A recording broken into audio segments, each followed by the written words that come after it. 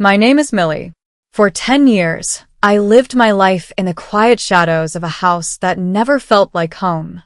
As a military wife, I learned to navigate the long, lonely stretches of my husband's deployment with a smile on my face, even when my heart felt like it was breaking. I spent a decade trying to be the perfect daughter-in-law, the one who forgives, the one who stays silent, and the one who ignores the red wine stains on her soul left by a woman who chose bitterness over love. I'm sharing my story today not for pity, but for connection. Because I know what it feels like to be the good girl who finally reaches her breaking point. I know what it's like to realize that your peace of mind is worth more than a toxic family tradition. If you've ever felt invisible in your own life, or if you've ever been punished for simply trying to be happy, I want you to know that you are not alone. I've found my voice, and I want to help you find yours. I humbly invite you to join our family here at Queen's Revenge. This channel is a sanctuary for those of us who have decided to stop being victims and start being the authors of our own justice. Please subscribe and walk this path of resilience with us. Because every queen deserves her crown, and every story deserves its truth. I find myself sitting in the quiet expanse of our living room, the kind of silence that only a military wife truly understands. It is a heavy, rhythmic stillness that settles into the corners of the house when your husband is thousands of miles away, serving a cause greater than the domestic peace I struggle to maintain here. I am Millie, 36 years old, and lately, my life has felt like a series of long, lonely intervals punctuated by brief, crackling phone calls from Francis. During our last conversation, amidst the static of a long-distance connection, he asked something of me that felt heavier than the deployment itself. He wanted me to fix things with his mother, Lily. He spoke of her loneliness since his father passed, her fragility, and his hope that we could finally find common ground. But as I sat there listening to his hopeful voice, my mind didn't drift to a future of shared tea and laughter. Instead, it recoiled, racing back through the years to the exact moment the foundation of our relationship was systematically dismantled. It always comes back to the white dress and the red wine. The memory of my wedding day should be a shimmering tapestry of joy, but for me, it is a canvas stained by a single, calculated act of malice. I remember the morning with a clarity that borders on painful. The air in the bridal suite was thick with the scent of lilies and expensive hairspray. I was a bundle of nerves, a high-strung version of myself trying desperately to project the image of a serene bride. I wanted everything to be perfect, not out of vanity, but because I believed that if the day went smoothly, it would set the tone for a lifetime of harmony. My dress was a masterpiece of ivory silk and delicate lace, a garment that made me feel like the best possible version of myself. It represented my hope, my commitment to Francis, and the beginning of a new family. But to Lily, that dress was a target. Lily had been a shadow over our engagement from the start. She was a woman who didn't just walk into a room. She occupied it, demanding attention with a sharp, practiced grace. After her husband passed, she had clung to Francis with a desperate intensity that I initially mistook for grief. I tried to be patient, to be the supportive daughter-in-law she supposedly needed. However, on the morning of the wedding, the mask she wore began to slip. She had spent the early hours making subtle, jagged comments about the catering, the flowers, and the unfortunate choice of venue. I ignored them, swallowing my irritation like a bitter pill, determined not to let her shadow my light. I was in the final stages of getting ready, standing in front of a floor-length mirror, marveling at how the lace hugged my shoulders when she entered the room. She wasn't carrying a bouquet or a word of encouragement. She was carrying a glass of Cabernet Sauvignon, filled nearly to the brim. Even then, a small alarm bell went off in the back of my mind. Who drinks heavy red wine in a room full of white silk at 10 in the morning? She approached me with a smile that never quite reached her eyes, a thin, stretching of the lips that signaled predatory intent rather than affection. She began to talk about how fast Francis was growing up, how he was her baby boy, and how difficult it was to see him being taken away by someone else.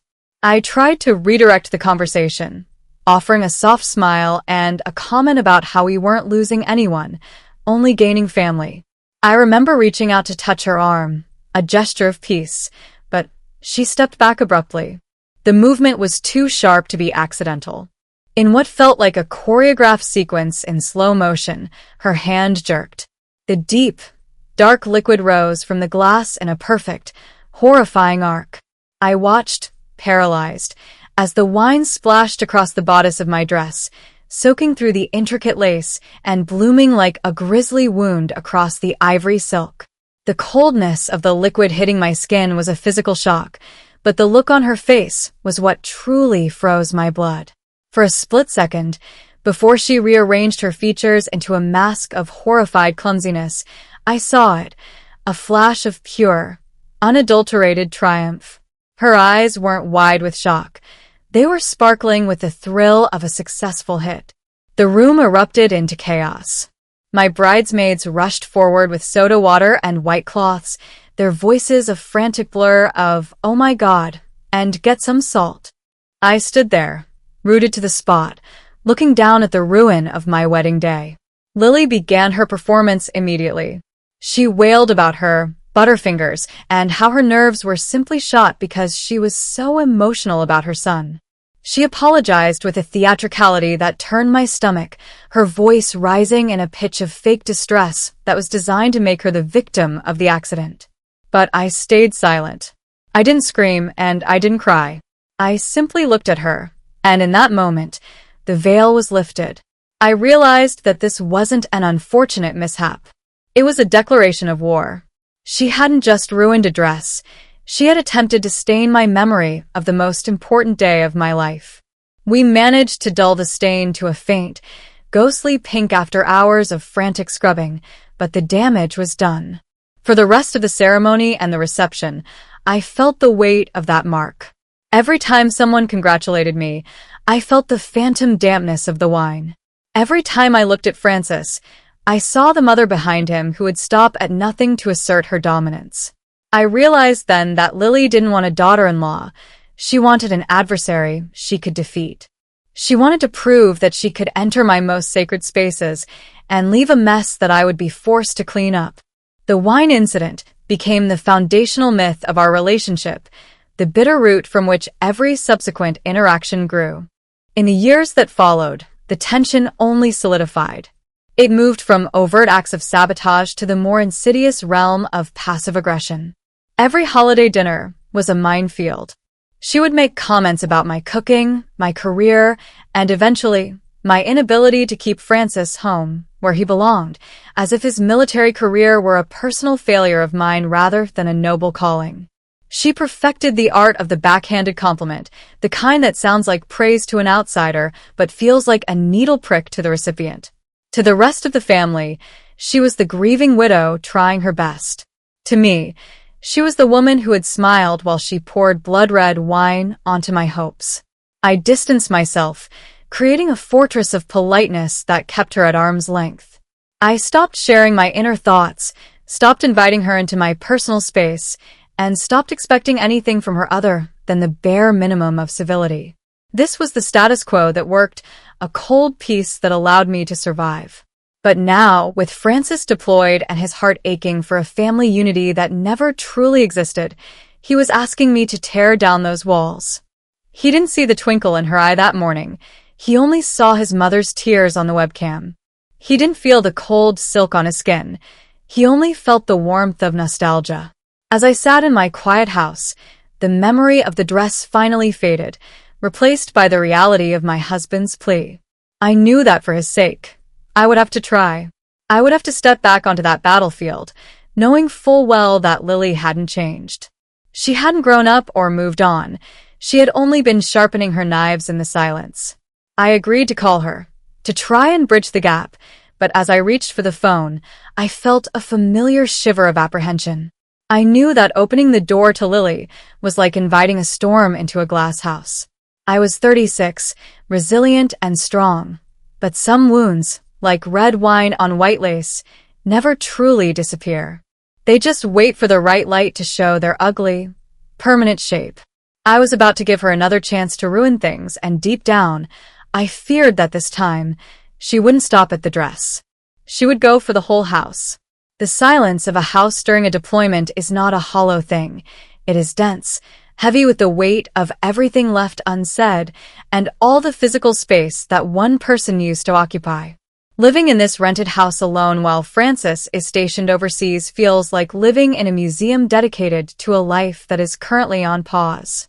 Every morning, I wake up to the same rhythmic pattern, the hum of the refrigerator, the distant sound of a neighbor's car, and the persistent, low-grade ache of missing the one person who makes this space feel like a home rather than just a structure of wood and drywall. I have become an expert in the art of waiting. I wait for the mail, I wait for the scheduled internet windows, and most of all, I wait for the specific chime of my laptop that signals a video call from the front lines. When the call finally came, it was late in the evening for me, the sky outside a bruised purple. I scrambled for the device, my heart doing that familiar, frantic flutter that never truly goes away no matter how many months he has been gone.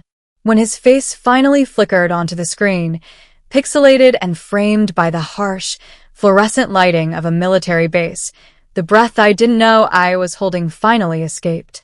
He looked tired. There were new lines around his eyes, etched by desert sun and the stress of command, and his uniform looked like it had seen better days.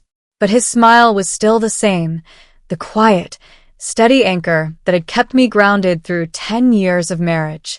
We spent the first few minutes in the usual dance of digital intimacy, navigating the 3-second delay and the crackling audio to exchange the small, vital details of our separate lives. I told him about the leaky faucet I'd finally fixed and the garden I was trying to keep alive in the heat, while he gave me vague, censored updates about his routine and the morale of his unit. However, as the conversation progressed, I noticed a shift in his demeanor. The lightheartedness faded, replaced by a tentative, almost guilty look that I knew all too well. It was the look he wore when he was about to ask me for a favor that he knew would cost me something. He started talking about his mother, Lily. He mentioned that she had been calling him frequently, her voice thin and wavering, filled with stories of her empty house and the crushing weight of his father's absence. He spoke of her as if she were a fragile bird with broken wings, a woman lost in the fog of her own grief. I felt my jaw tighten instinctively. To Francis, she was the grieving widow. To me, she was the woman who had spent the last decade perfecting the art of the psychological paper cut. He didn't demand, he pleaded. His voice, softened by the distance and the static, carried a weight of exhaustion that made it hard for me to maintain my defenses.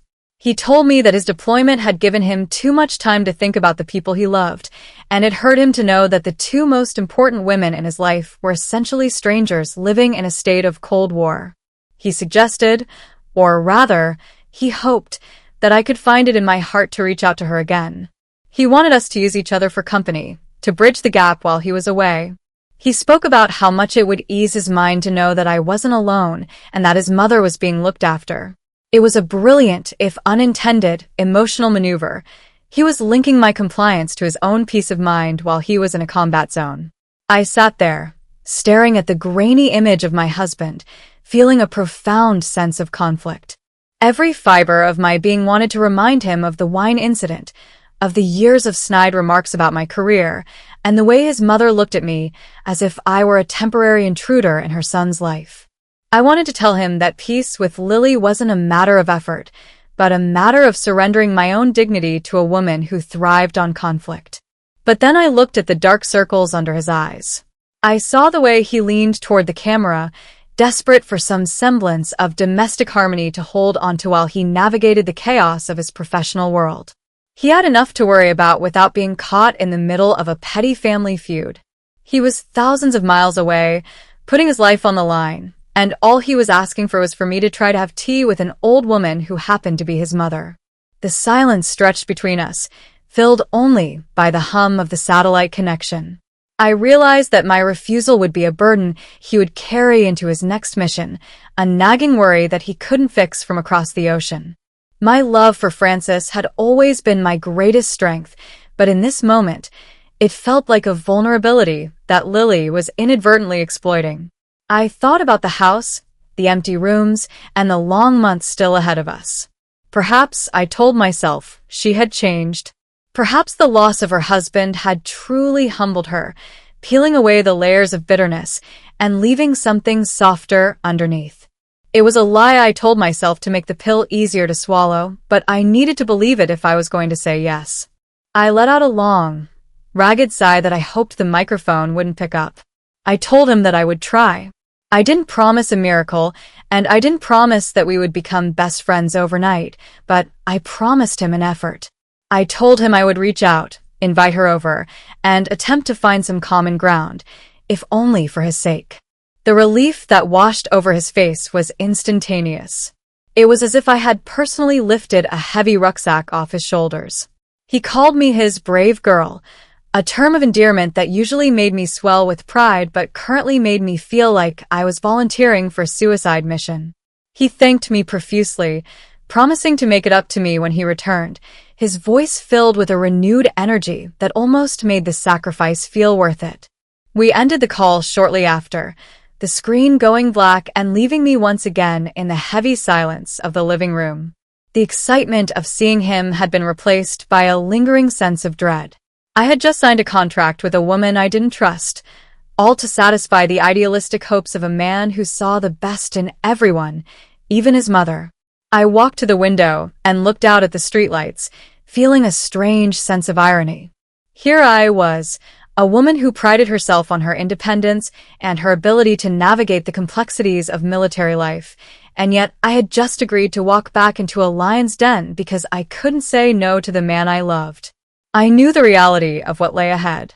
Lily wouldn't see this as an olive branch. She would see it as a surrender. She would interpret my reach out not as an act of kindness for Francis, but as a sign that I was finally acknowledging her superior position in the family hierarchy. As I prepared for bed, the ghost of that red wine stain seemed to shimmer in the back of my mind, a permanent reminder of who Lily really was. I was doing this for Francis, for our marriage, and for the peace of a soldier who deserved to come home to a family that wasn't in tatters. But as I pulled the covers up, I couldn't shake the feeling that I wasn't mending a relationship. I was simply reopening a wound that had only just begun to scab over. I was a military wife, used to facing external threats, but as I closed my eyes, I realized that the most dangerous battle of this deployment was about to happen right here in my own living room. Making the phone call to Lily felt less like an invitation and more like dialing the coordinates for a controlled demolition. I sat on the edge of my bed, my thumb hovering over the screen, watching the digital clock tick away the seconds of my remaining peace. I had promised Francis. That was the mantra I repeated to myself as the ringing tone vibrated against my ear, a rhythmic, mechanical pulse that seemed to count down the end of my tranquility. When Lily finally answered, her voice wasn't the booming, authoritative tone I remembered from family dinners. It was thin, practiced in its fragility, carrying the weight of a woman who had spent months refining her role as the abandoned matriarch.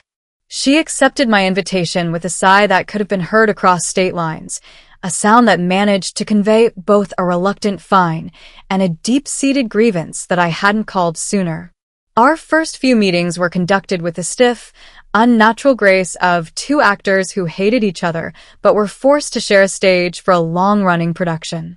I made it a point to visit her at her home, a place that felt like a mausoleum dedicated to the 1980s and the memory of a husband who had been the only person capable of tempering her sharpest edges. The air in her living room was always stagnant, smelling of lavender-scented furniture polish and the faint, metallic tang of old radiator heat.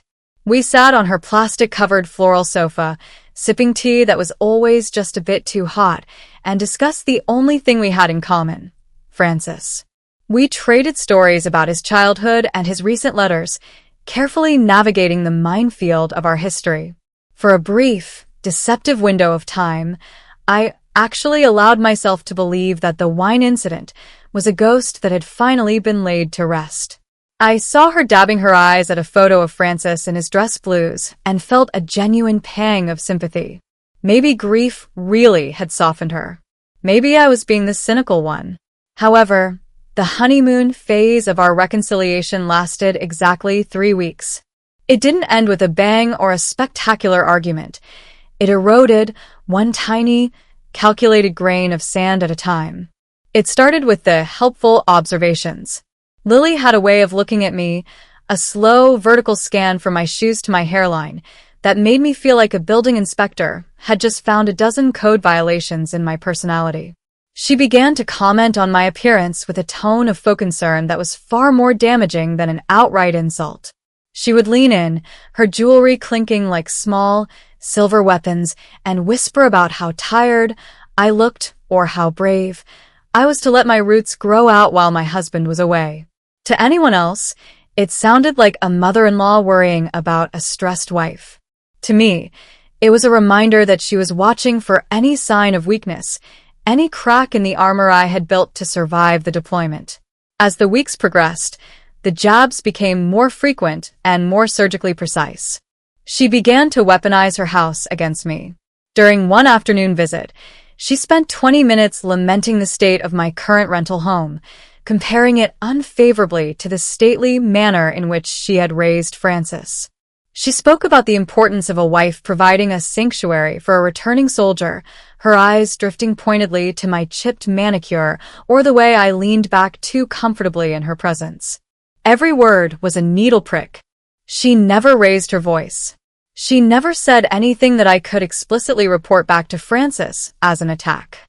If I were to tell him, "Your mother said I looked tired," he would tell me she was just worried about me. That was the brilliance of her strategy. She was gaslighting me in plain daylight, ensuring that I was the only one who could feel the burn of the acid she was dropping into our conversations. The most infuriating part was the way she used Francis's absence as a tool for my own exclusion. She would bring up secret family recipes or childhood jokes that I wasn't part of, intentionally creating a wall of nostalgia that I couldn't climb. She would talk about how much Francis missed home, emphasizing the word home as if it only referred to her house, never the one he shared with me. I felt like a guest in my own marriage, a temporary placeholder until he could return to the only woman who truly knew him. I would sit there, my hands clenched around a porcelain teacup until my knuckles turned white, smiling through the grit of my teeth. I was doing this for him. I was the one keeping the peace. But the peace was becoming a heavy, suffocating thing that was beginning to choke the life out of my own identity. By the end of the second month, the mask of the frail, lonely widow began to slip entirely when we were alone. The moment the front door clicked shut, the fragility vanished, replaced by the sharp-eyed predator I remembered from my wedding day. She began to criticize my career choices, suggesting that a real, military wife would have more time to devote to proper family duties, meaning, of course, waiting on Lily hand and foot. She would recount stories of other wives in her day who had supposedly sacrificed everything, leaving the unspoken accusation hanging in the air, "You aren't enough for my son." I started to dread the drive to her house.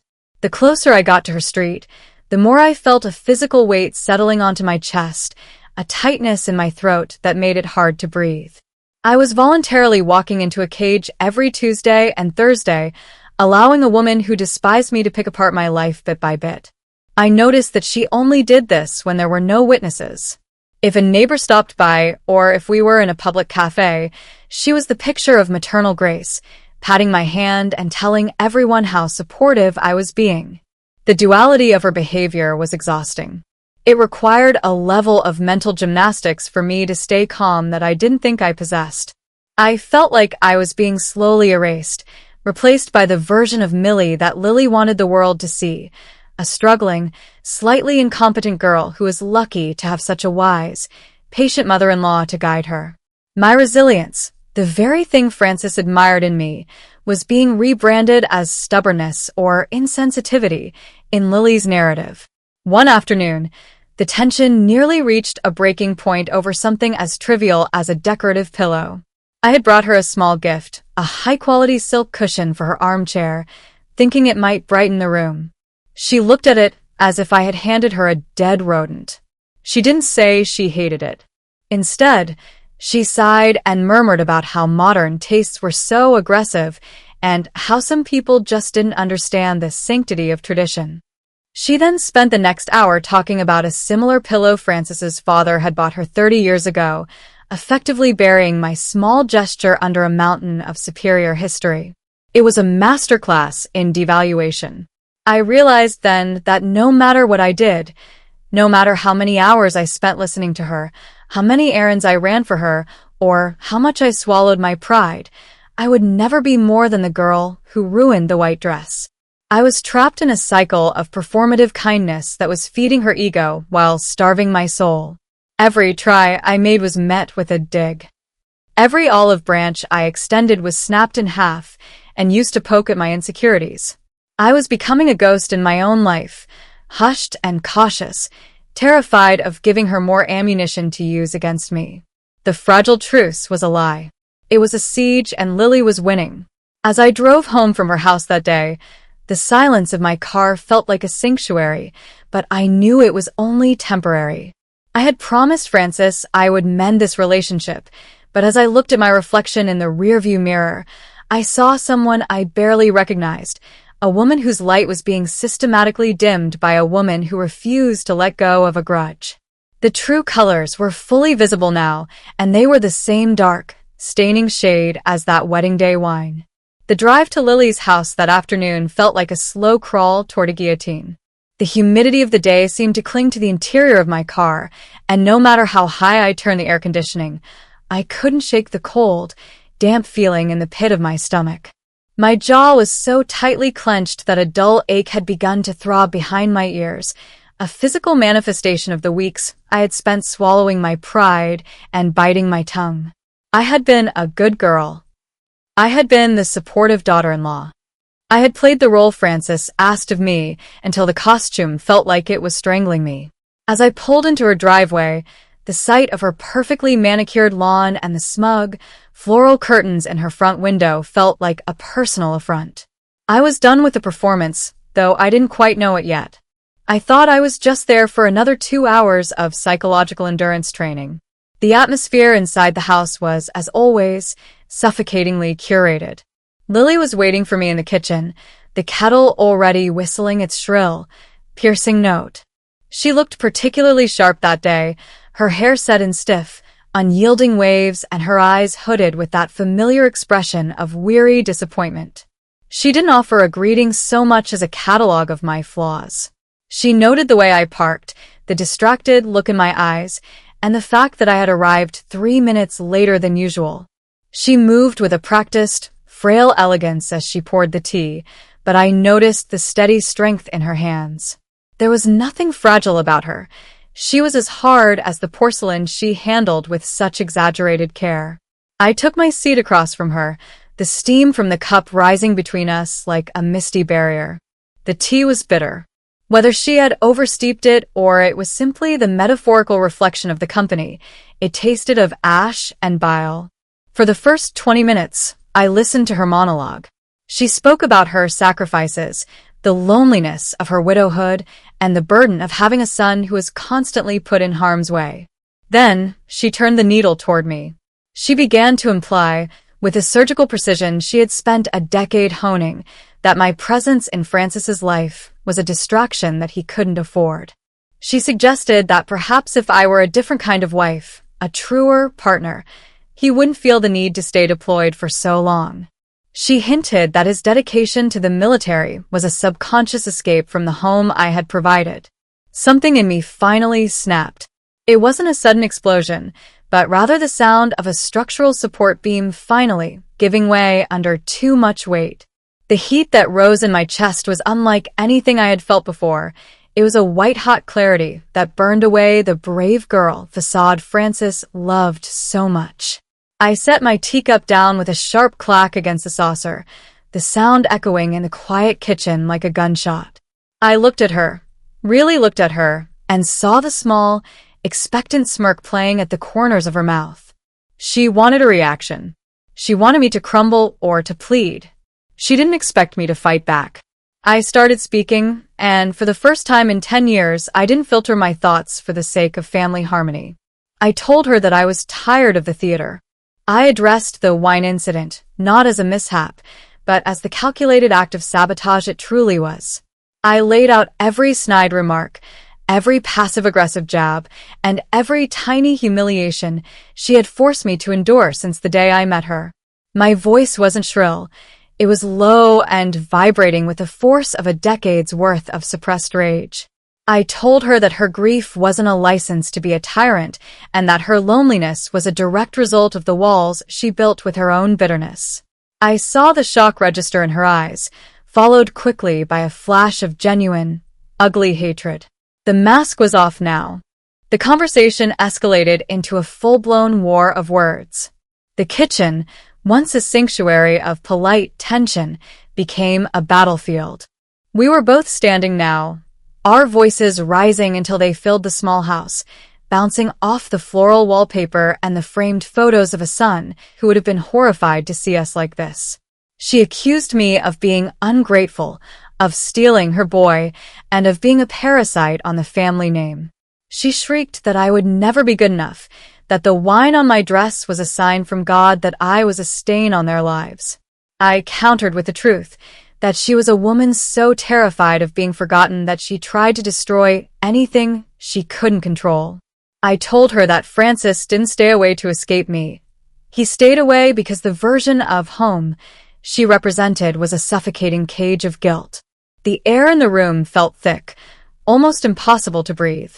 Every misunderstanding, every miscommunication, and every drop of pent-up anger was thrown into the fire. It was ugly. It was unrefined. It was the furthest thing from the miracle Francis had hoped for. But as the shouting continued, I felt a strange sense of lightness.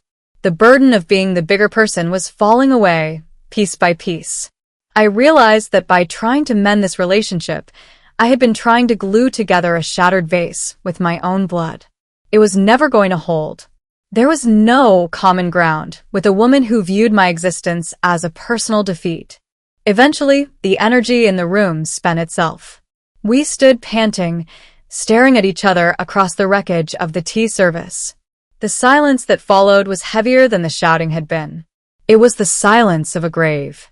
Lily looked at me with a cold, glassy stare, her face contorted into a mask of pure, unadulterated spite. She didn't apologize and she didn't backtrack. She simply told me to leave. She said it with a finality that made it clear she was done pretending to try for Francis. And I realized, with a clarity that felt like a gift, that I was done too. I walked out of that house without looking back. As I stepped into the afternoon sun, the world looked different. The colors seemed sharper, the air felt thinner and easier to pull into my lungs. I felt drained. Yes, my hands were shaking and my heart was still hammering against my ribs, but I also felt strangely liberated. The bridge wasn't just burned, it had been vaporized. I knew that my relationship with my mother-in-law was over, and for the first time in my life, I wasn't afraid of the consequences. I had told the truth, and the truth had set me free from the obligation of loving someone who was committed to hating me. As I drove away, I thought about Francis. I knew he would be heartbroken. I knew he would see this as a failure on my part, or a tragedy that could have been avoided. But as I watched Lily's house disappear in my rearview mirror, I knew I had made the right choice. I couldn't be the glue for a family that used me as a doormat. Certain wounds run too deep for tea sessions and polite smiles. Some things, like a wine-stained dress or a heart hardened by decades of spite, simply cannot be cleaned. I was moving forward now, alone in my rented house, but finally, blissfully, free of the shadow of Lily. The boiling point had been reached, and while the explosion was messy, it had finally cleared the air. The days following my final confrontation with Lily were draped in a strange, heavy quiet. It wasn't the peaceful silence of a forest, but rather the ringing in the ears that follows a massive explosion. I walked through the rooms of our large, rented house, and felt like a stranger in my own life. This house, which Francis and I had chosen together before his deployment, suddenly felt like a museum of things I no longer wanted to be. The hallways were too long, the ceilings too high, and every corner seemed to echo with the ghostly remnants of Lily's snide remarks. I could still see her sitting on my sofa, judging the fabric. I could still hear her in the kitchen, criticizing the way I organized my pantry. The house was no longer a sanctuary. It had become a repository for the negative energy she had spent years radiating toward me. I realized quite suddenly that I was physically and emotionally exhausted. The effort required to maintain a brave face for Francis and a polite face for his mother had drained my internal batteries to zero. I was a 36-year-old woman with a successful career and a strong marriage, yet I felt like a fugitive in my own home. Every time the doorbell rang or my phone buzzed, a jolt of adrenaline shot through me, a defensive reflex that I knew wasn't healthy. I needed more than just a break from Lily. I needed a clean break from the environment that allowed her access to my peace. I needed to downsize my life, both literally and figuratively. I needed a space that was entirely mine, a place where the air wasn't thick with the expectations of a woman who despised me. The idea of moving began as a small, flickering thought during a particularly lonely Tuesday night, and within 48 hours, it had become a blazing necessity. I spent my evenings scrolling through real estate listings, looking for something that felt the opposite of this drafty, memory-soaked house. I wanted something modern, compact, and shielded. I found it in a stylish apartment complex downtown, a third-floor unit with industrial windows, polished concrete floors, and a security system that required 2 separate codes just to reach the elevator. It was sleek, it was efficient, and most importantly, it was a place Lily had never stepped foot in. It was a blank canvas where I could redraw the boundaries of my life. Talking to Francis about it was the hurdle I dreaded most. I didn't want him to feel like I was abandoning our home, or that I was being impulsive. During our next video call, I didn't lead with the fight with his mother. Instead, I focused on the practicalities. I talked about the mounting costs of heating such a large house and the sheer amount of maintenance that fell on my shoulders while he was away. I told him I wanted something more manageable, something that felt safer and more me. He watched me through the screen, his gaze penetrating the pixelated barrier. He knew me too well to believe it was just about the utility bills. He asked, gently, if this had anything to do with the bridge building he had requested. I didn't lie to him. I couldn't. I told him that I had tried, with every ounce of my being, to follow through on his wish, but that the bridge had turned out to be a trap. I told him that for my own survival, for the sake of our marriage being healthy when he returned, I needed to step away from his mother. I told him that the confrontation had been the final straw. To my immense relief, he didn't argue. He didn't defend her or try to guilt me into another round of tea and torture. He simply nodded, a look of profound sadness crossing his face, and told me that he wanted me to be happy. He said that if a new space was what I needed to feel like myself again, then I had his full blessing. He reminded me that he loved me for my strength, not for my ability to be a doormat. With his support, the process of moving became a ritual of purification. I spent the next 3 weeks packing boxes, a task that felt more like a therapeutic shedding of old skin. I donated furniture that reminded me of her, tossed out trinkets that had been gifted with backhanded compliments, and meticulously organized my life into neat, cardboard squares. I didn't tell anyone except my closest friends and the landlord.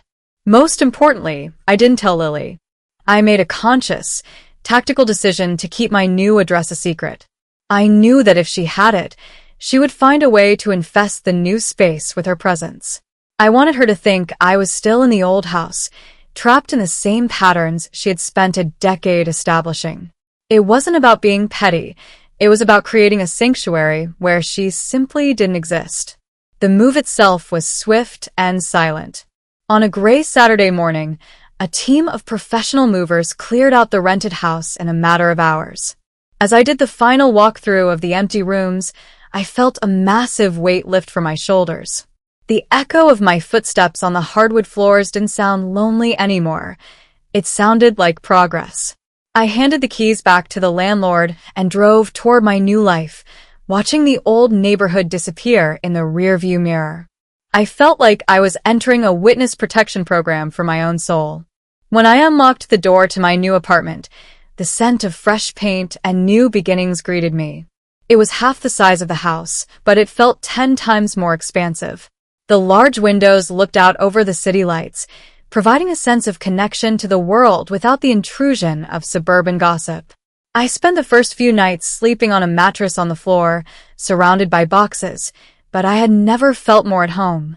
There was no lily chair in the corner. There was no wine-stained history in the hallway. There was only me, my work, and the digital connection to my husband. I felt my blood pressure drop and my sleep deepen. I was reclaiming my identity, piece by piece, box by box.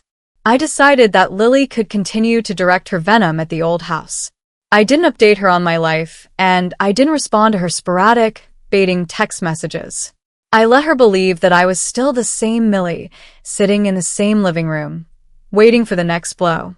In reality, I was flourishing in a space she couldn't find on a map.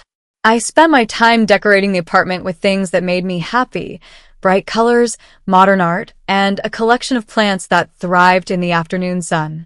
I was building a fortress of joy, and for the first time in a long time, I felt invincible. However, the silent part of the relocation was the most vital component. By not providing her with my new coordinates, I had effectively revoked her license to haunt me.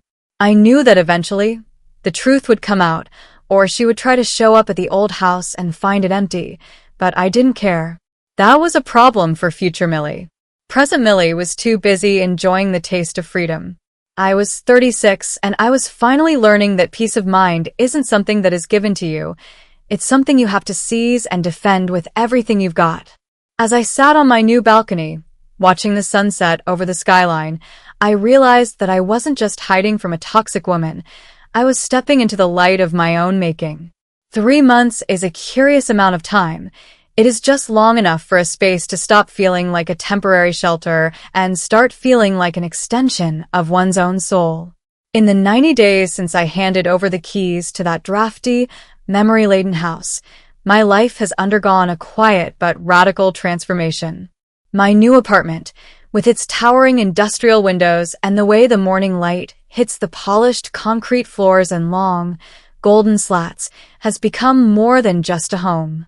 It is a sanctuary of my own making, a physical manifestation of a boundary that I should have drawn a decade ago. Here on the 3rd floor, the air feels thinner and easier to breathe. There is no scent of lavender-scented furniture polish or the stale, heavy presence of unearned judgment. There is only the hum of the city below and the peaceful, rhythmic cadence of a life lived on my own terms. I have spent these 3 months meticulously curating this environment. Every piece of furniture, every framed print on the wall, and every plant thriving on the balcony was chosen because it brought me joy, not because it fulfilled some outdated notion of proper domesticity. I found that without the constant, looming threat of a Lily-induced critique, my creativity began to return. I worked longer hours at my desk, my mind finally free from the hypervigilance that had defined my existence for so long. The stress-induced headaches that had been my constant companions for years simply vanished, replaced by a deep, restful sleep that I hadn't experienced since before my wedding day. I realized that for 10 years, I hadn't been living, I had been bracing. Now, for the first time, I am finally standing tall.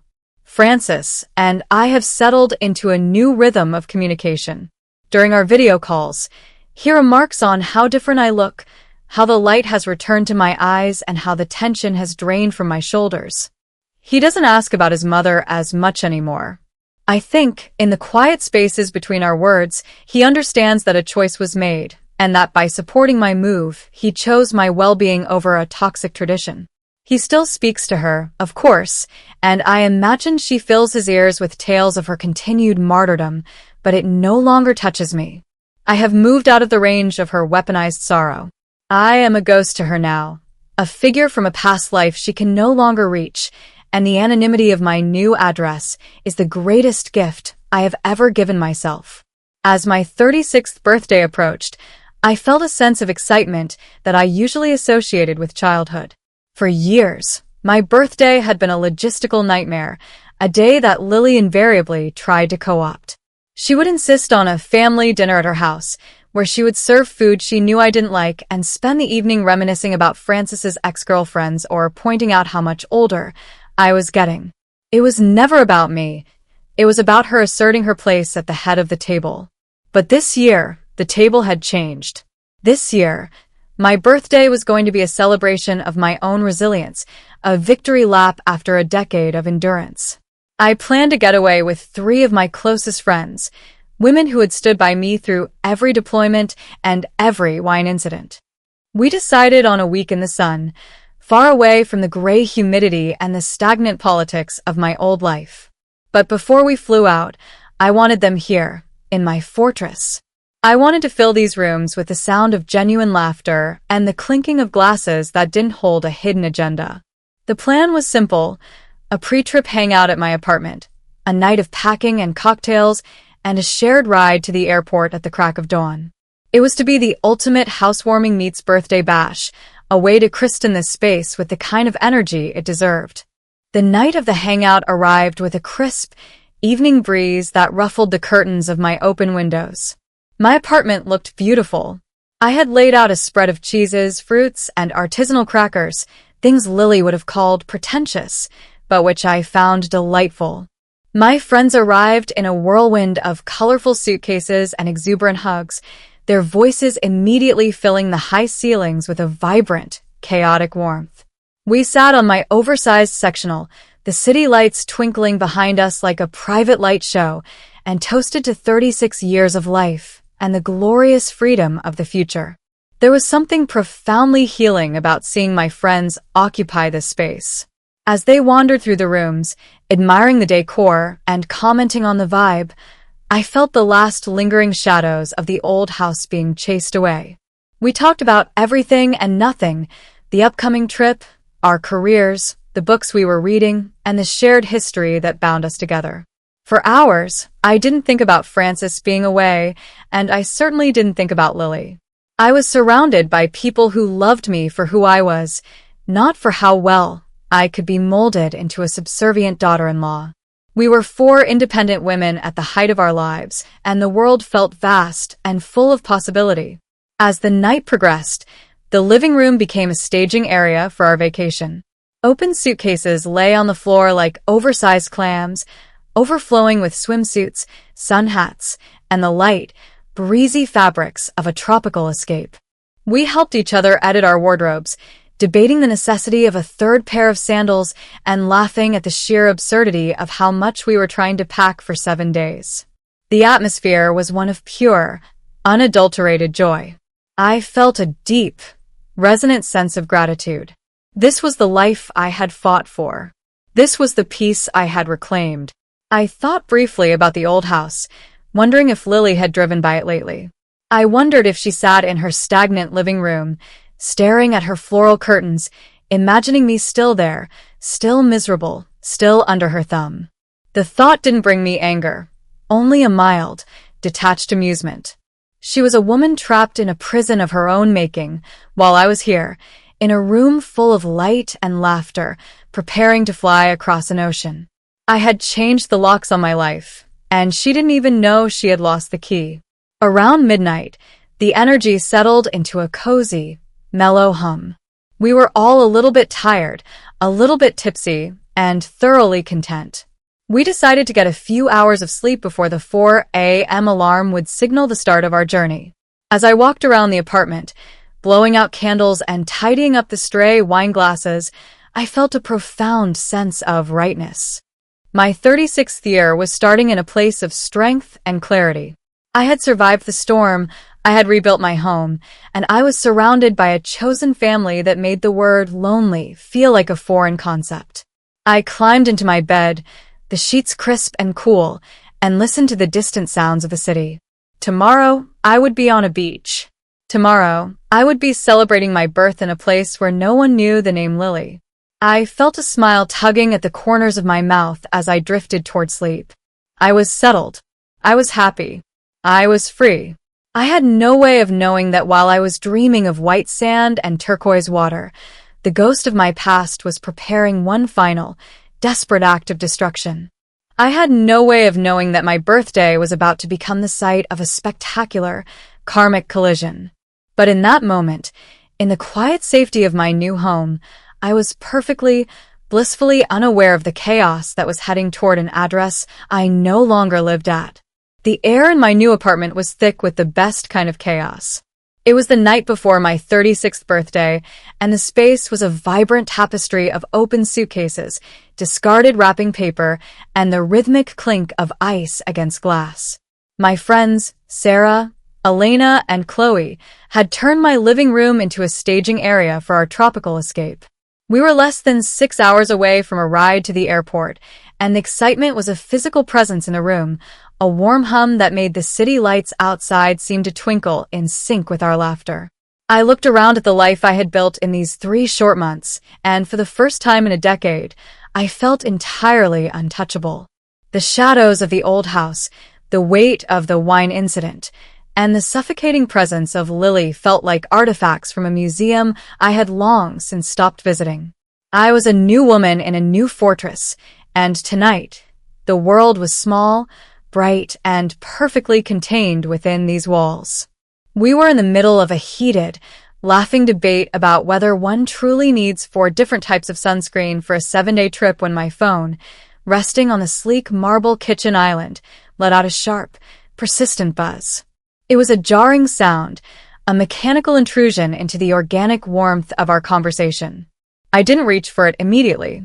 In this new life, I had trained myself to be less reactive, to let the world wait while I enjoyed the present. But the buzz happened again, and then a third time, a rhythmic insistence that signaled something other than a casual birthday greeting. I felt a slight tightening in my chest, a phantom echo of the hypervigilance I thought I had left behind in the suburbs. I excused myself from the circle of suitcases, stepping toward the island. When I picked up the device, the name on the screen felt like a physical blow to the stomach. Lily. I hadn't seen that name flash across my phone in weeks. My heart, which had been beating with the steady rhythm of a woman at peace, suddenly kicked into a frantic, uneven gallop. My thumb hovered over the notification. It was a text message, concise and jagged, like a shard of broken glass. Call me now. Something important to talk about. The tone was classic Lily, imperative, abrasive, and utterly devoid of the frail widow persona she used to manipulate Francis. There was no happy birthday, no I hope you're well. Just a demand for my time and my attention, delivered with the confidence of someone who still believed she held the lease. I stood there, the blue light of the screen reflecting in my eyes, feeling the warmth of the room begin to drain away. My friends noticed the shift instantly. The laughter didn't stop, but it changed key, becoming softer, more hesitant. They knew the history. They knew that when my phone buzzed with that specific intensity, it usually meant the storm was making landfall. I looked at Sarah, who offered a small, sympathetic frown, and I knew I couldn't have this conversation here. I couldn't let Lily's voice, even through a speaker, pollute the air of this celebration. I needed to quarantine the negativity. Without a word, I turned and walked toward my bedroom, my heels clicking on the concrete floor with a finality that felt like a closing door. As I moved, I felt the vibe of the party shift behind me. The carefree momentum of the packing had been derailed. The laughter died down to a low murmur, replaced by the heavy, familiar tension of waiting for the other shoe to drop. I was the birthday girl, but suddenly, I felt like the bearer of a contagious disease, carrying the toxin of my mother-in-law's spite into the most private corner of my sanctuary.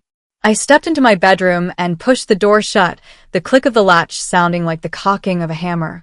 The room was dark, lit only by the ambient glow of the city filtering through the sheer curtains. I sat on the edge of my bed, the silence here a stark, cold contrast to the symphony of friendship I had just left. I stared at the phone. Why now? Why on the eve of my birthday, after months of silence? A part of me, the military wife part, felt a surge of genuine terror. My mind raced to the worst-case scenarios. Had something happened to Francis? Had there been an accident, a change in status, a piece of news that only a mother would receive first? That was the hook Lily always used. She knew that my love for her son was the one door I could never fully lock against her. But another part of me, the part that had spent 3 months healing, recognized the timing for what it was. This wasn't about news. It was about relevance. She knew it was my birthday. She knew, through whatever social media scouting or family gossip she employed, that I was moving on. She couldn't stand the thought of me celebrating without her shadow looming over the cake. She needed to insert herself back into the narrative, to remind me that no matter where I moved or how high I climbed, she was the one who could still make my phone ring and my hands shake. It was an act of psychological territorial marking. I debated not calling back.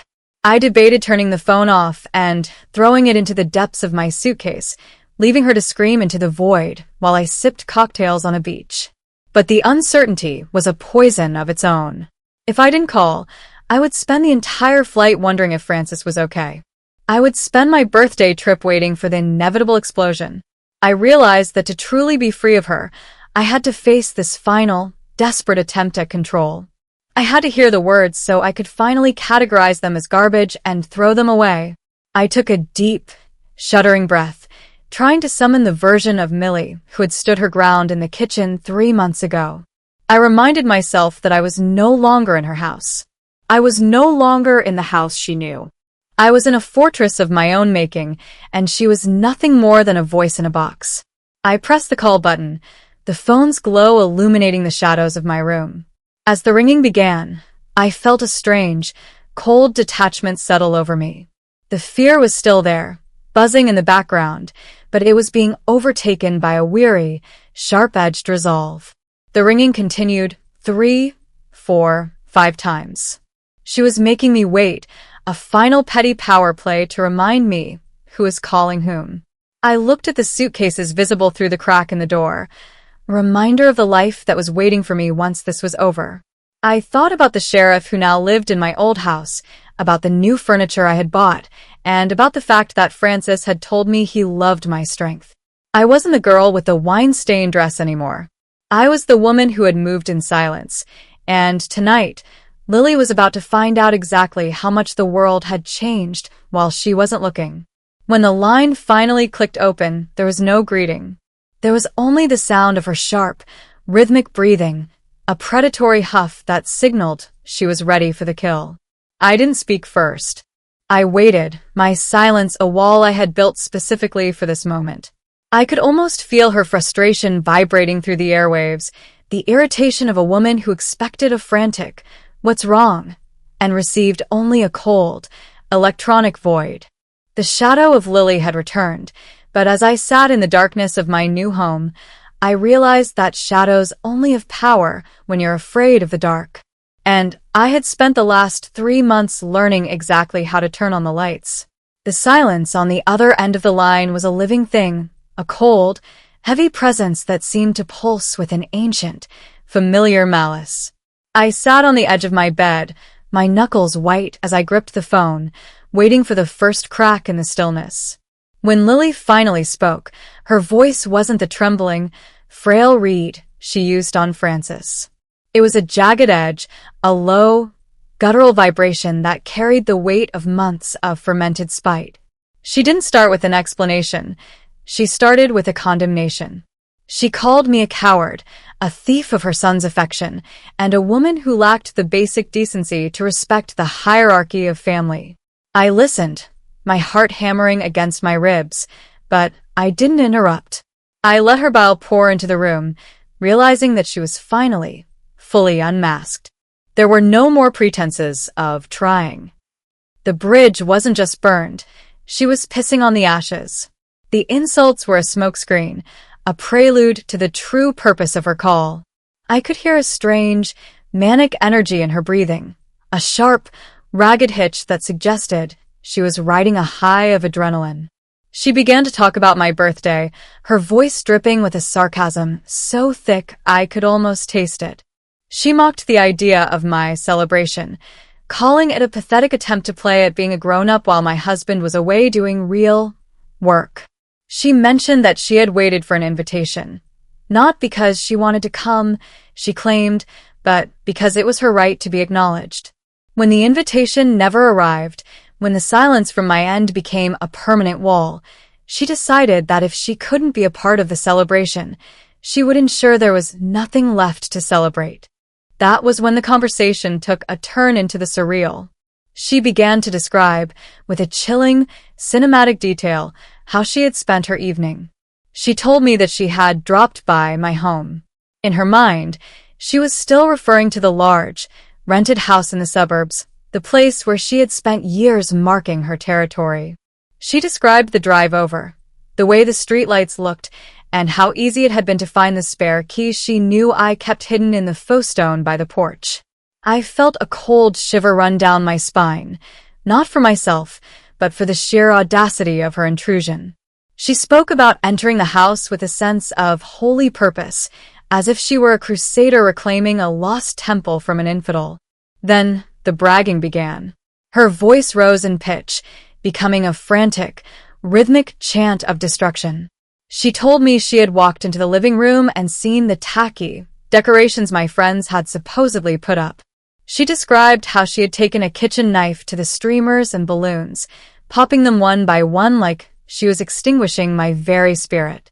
But she didn't stop at the party favors. She told me she had moved through the house like a whirlwind. She spoke of overturning the sofa, of slashing the cushions, the very cushions she had criticized for being too modern, and of smashing the porcelain lamps that Francis and I had picked out together. She sounded breathless, intoxicated by the memory of her own violence. She saved the most visceral details for the bedroom. She told me she had entered our space and felt a surge of righteous indignation at the sight of my things. She claimed she had pulled my clothes from the closet, throwing them onto the floor and stomping on them with her muddy shoes. She spoke of shattering the mirror on the vanity, watching my reflection break into 1,000 jagged pieces. Every word was designed to be a blow, a psychic assault intended to make me feel violated, small, and utterly broken. She wanted me to imagine the ruins of my life, to feel the phantom loss of the objects that tethered me to my home. To her, this was poetic justice, a literal wrecking of the sanctuary she believed I was unworthy of maintaining. The most disturbing part was her critique of the decor. She laughed, a shrill, mocking sound that echoed in the dark of my new apartment, and told me that my friends had done a terrible job this year. She said the house looked different, as if a completely different person was living there, but she attributed this to my own declining standards and my lack of a mother's touch. She didn't realize that the different person she saw was exactly that, a different family, a different life, a different story. She was so blinded by her own rage that she had broken into a stranger's house and seen only the ghost of her enemy. She had vandalized a life that didn't belong to me, all while believing she was delivering a fatal blow to my heart. As I sat there, listening to her recount the gift she had given me for my birthday, a profound sense of the absurd began to wash over me. I looked around my actual bedroom, the sleek, minimalist lines of my new furniture, the unmarred mirrors, the clothes neatly packed in my suitcase for a flight she didn't know I was taking. I was safe. I was 3 floors up behind 2 security codes and a steel-reinforced door. The destruction she was describing was happening in a parallel universe, a map of a life I had already folded up and thrown away. The violation she was trying to inflict on me was missing its target by miles, yet she was celebrating on the other end of the line as if she had just won a war. She finished her confession with a flourish of mock sincerity. She wished me a happy birthday and told me she hoped I enjoyed the surprise she had left for me. She told me to go home, to the house she thought I was still hiding in, and see for myself what happens to people who try to cut her out. She sounded triumphant, a queen standing over a battlefield of broken glass and shredded lace. She expected me to scream. She expected me to sob, to beg for her forgiveness, or to demand how she could be so cruel.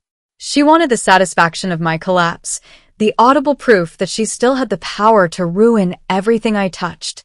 But the silence that followed her monologue wasn't the silence of a victim. It was the silence of someone watching a tragedy from a very safe distance. I felt a surge of adrenaline that was entirely different from the fear I had felt at the start of the call. It was the thrill of the ultimate reversal. Lily had just handed me the most spectacular, self-inflicted defeat in the history of our feud. She had committed a felony, documented it with her own voice, and targeted the one person in town she absolutely should have avoided. She thought she was breaking my world, but she was actually just dismantling her own future, one smash lamp at a time. My mind raced ahead to the implications. I thought about the sheriff, a man I had met only twice, but who seemed like the kind of person who took property rights very seriously. I thought about his wife and his children, and the sheer terror they would feel arriving home to find their sanctuary violated by a woman they didn't know. The weight of Lily's mistake was staggering. She hadn't just crossed a line. She had leaped off a cliff. And the most delicious part was that she was still waiting for me to cry. She was holding the phone to her ear, desperate for the sound of my undoing, completely unaware that she was the one whose life was currently turning to ash. I didn't give her the satisfaction of a response yet. I let the silence stretch out, let her smirk grow in the darkness of her own home. I wanted her to savor her victory for just a few more seconds before the floor fell out from under her. I thought about the white wedding dress, the red wine, and the decade of small, jagged cruelties. I thought about Francis, and how this would finally be the one thing he couldn't explain away. Lily had gone too far. She had broken into a home, any home, with the intent to destroy, and in doing so, she had finally, irrevocably, set me free. The surprise wasn't the ruin of my furniture. The surprise was the sudden, overwhelming clarity of her own downfall. I took a deep breath, the city lights reflecting in my eyes, and prepared to deliver the line that would change everything. The silence that followed Lily's triumphant confession was not the heavy, suffocating weight she expected.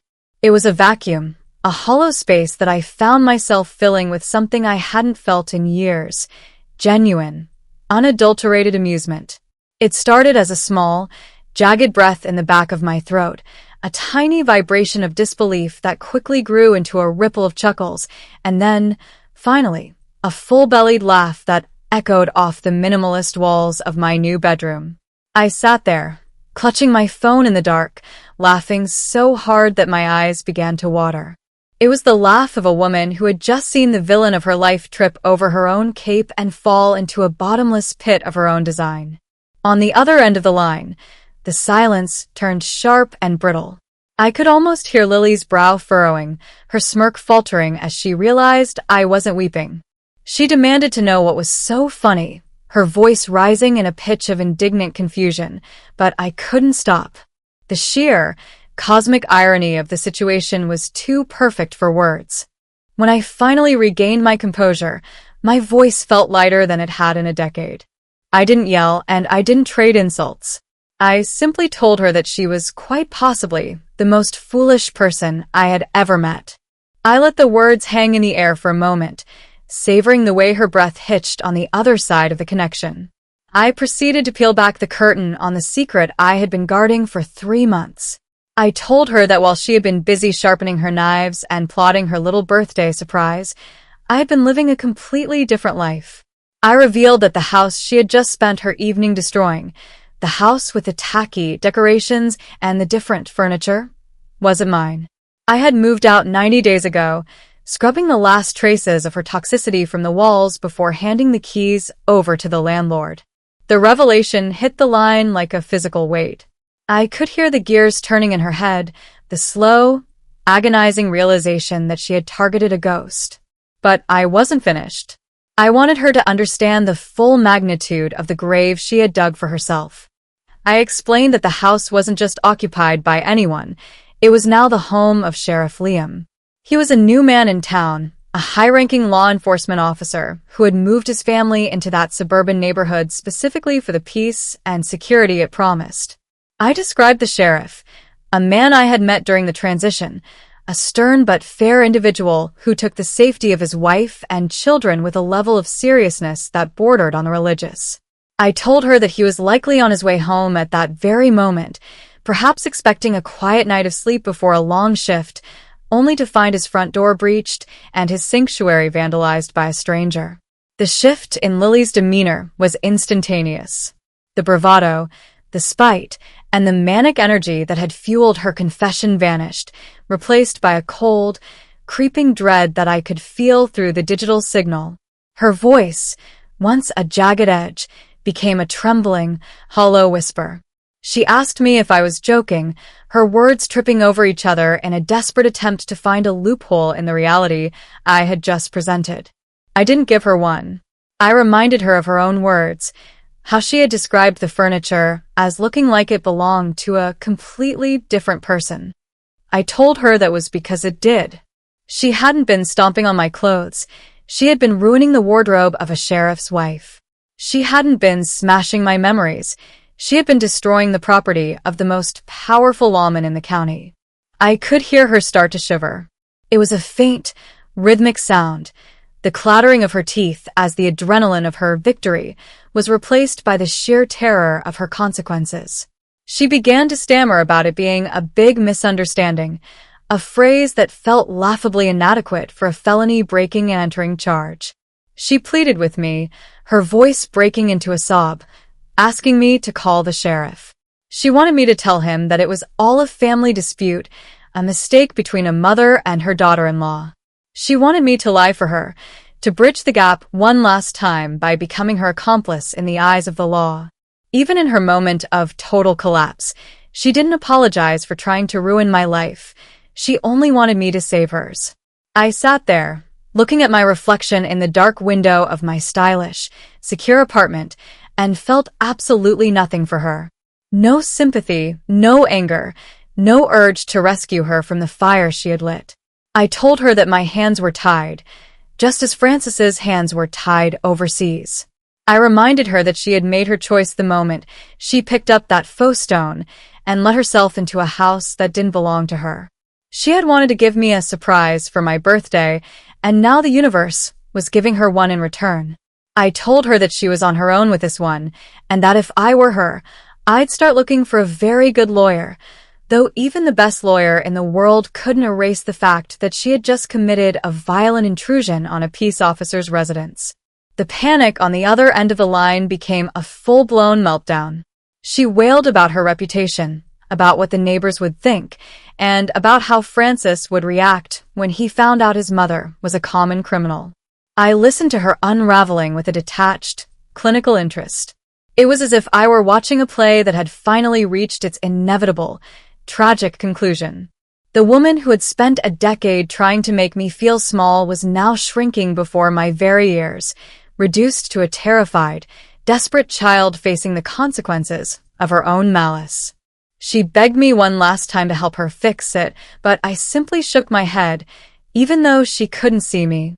I told her that the only thing being fixed tonight was the balance of the universe. As I prepared to end the call, I felt a sense of closure, so profound it was almost spiritual. The wine incident was finally, truly over. The shadow that had followed me since my wedding day had finally been cast into a light so bright it had no choice but to disappear. I told her happy birthday to me and good luck to her before pressing the red button and ending the connection. The silence that returned to my bedroom was different now. It was no longer the silence of anticipation. It was the silence of a finished story. I walked back into the living room, where my friends were waiting with a mix of concern and curiosity. They saw the look on my face, not one of distress, but one of serene, untouchable triumph. I didn't tell them everything right away. I just told them that the trip was still on, and that the surprise Lily had planned had ended up being a gift for everyone but her. We went back to our packing, the laughter returning with a new, emboldened energy. But as I folded my last sundress into the suitcase, I thought about the sheriff. I thought about the moment he would walk through his front door and see the wreckage. And I thought about Lily, sitting in the dark, waiting for the sirens that she knew, deep down, were already on their way. She had wanted to break my home, but she had only succeeded in breaking herself. For the first time in 36 years, I realized that I wasn't just the survivor of her drama. I was the victor. The legal nightmare she had created was a cage of her own making, And as I looked forward to my flight at dawn, I knew that for the first time in my life, I was finally, truly free. The 4 a.m. alarm didn't feel like a disruption. It felt like a starting pistol. I rose from my bed in the stylish, silent apartment that Lily had never touched, feeling a lightness in my limbs that I hadn't known since I was a child. As I zipped my final suitcase, the metallic slide of the zipper sounded like a period at the end of a long, rambling sentence. My friends and I moved through the pre-dawn darkness with a shared, quiet efficiency, loading the car and heading toward the airport while the city was still wrapped in its gray, velvet slumber.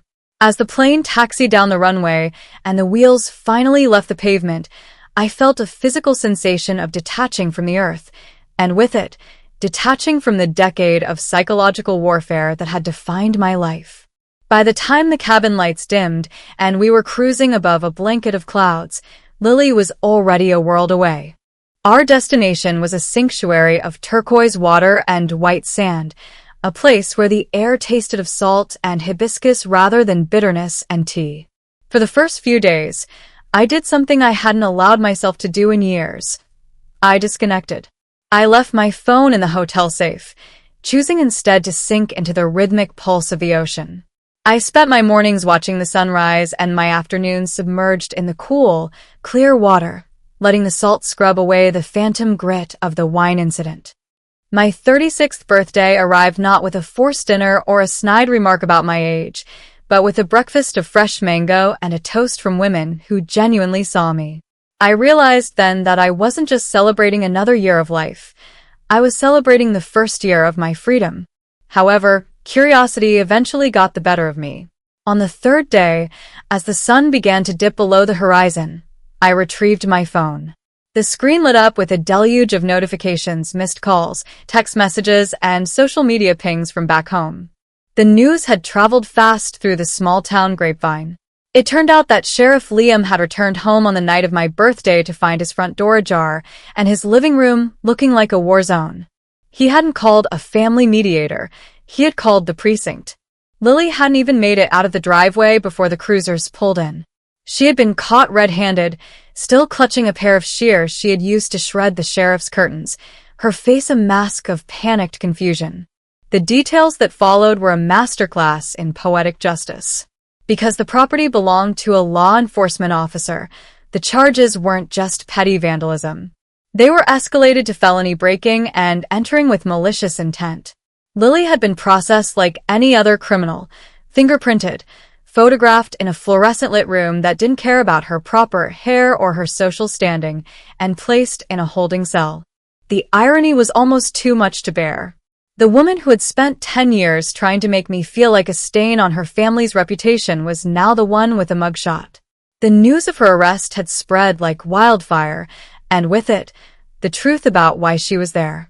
People who had once bought into her lonely widow act were now horrified to learn she had broken into a stranger's home out of a misplaced, venomous spite.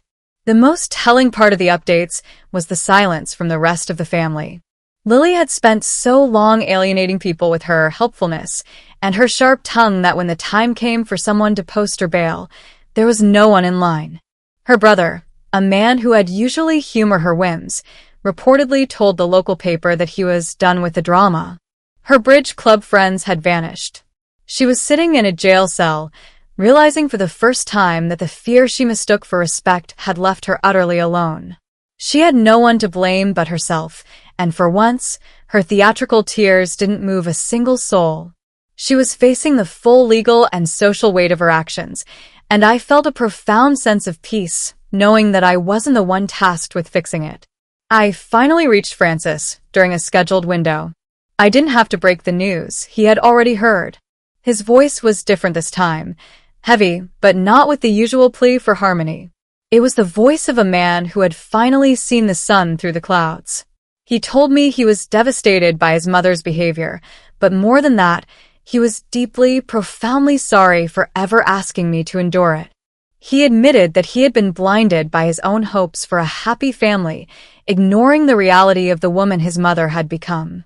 He gave me his full, unwavering support, promising that when he returned, our life would be ours alone. He told me he was proud of my strength, not because I had tried, but because I had finally chosen myself. In that conversation, the last remaining thread of Lily's influence over our marriage was severed. Sitting on the balcony of my hotel room that evening, I looked out at the vast, darkening sea and thought about the girl I was 10 years ago. I thought about the bride in the ruined dress, trying to smile through the humiliation. I realized that the wine stain hadn't been a tragedy. It had been a warning. It had taken a decade to heat it, but I had finally arrived at the destination that dress was supposed to lead me to, a place of self-respect and quiet power. Lily was in a cell, trapped by the walls of her own malice, while I was here, breathing in the wide-open air of the world. The chapter was closed. Not just the chapter of the move or the birthday, but the entire volume of my life that involved her shadow. As my vacation drew to a close, I didn't feel the usual dread of returning to reality. My reality was now a stylish apartment in a city that didn't know her name, a husband who truly understood the cost of peace, and a future that was entirely unburdened by the ghosts of the past. I returned home refreshed, the tropical tan a golden armor against any lingering negativity. My first night back in my apartment, I poured a glass of wine, a deep, dark red, and sat on my new sofa. I didn't worry about spills, and I didn't worry about judgment. I simply raised the glass to the city lights and toasted to the woman I had become. Life continued to move forward, as it always does.